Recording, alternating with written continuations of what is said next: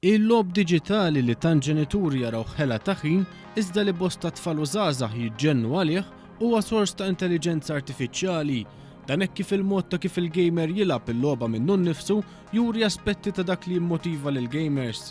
Proġett li qed jitmexxa mill-Istitut tal-Lob Diġitali fl-Università ta' Malta flimkien mal-kumpanija Franċiża tal-Lob Diġitali Ubisoft se jara l-analiżi ta' data miġbura mill-imġiba ta' gamers waqt li jkunu qed jilagħbu l-logħba Tom Clancy The Division. L-uffiċjal għas-sosten tar-riċerka fil-proġett li huwa wkoll student tad-dottorat, David Malhart, saħaq li l-aktar ħaġa impressjonanti kienet il-preċiżjoni fir-riżultati li wieħed jista' jikseb minn data miġbura biss mill-imġiba ta' dak li jkun qed jilgħab il-logħba.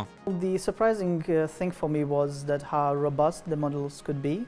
So we reached above 80% accuracy all over the place, so in average, and the best models reached as high as 90% accuracy.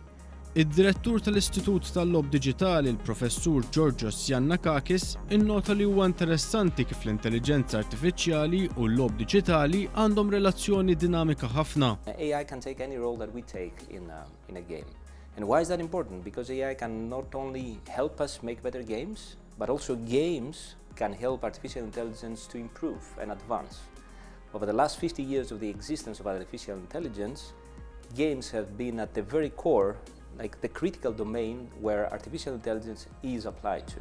Huwa saħaq li pajjiżna bħalissa huwa ideali biex issir din it-tip ta' riċerka fil-qasam tal-lob diġitali. We are talking about the intersection of two national strategies here, the creative industry strategy and the multi-AI strategy. So I couldn't think of a better place actually that realizes both strategies to the best possible degree.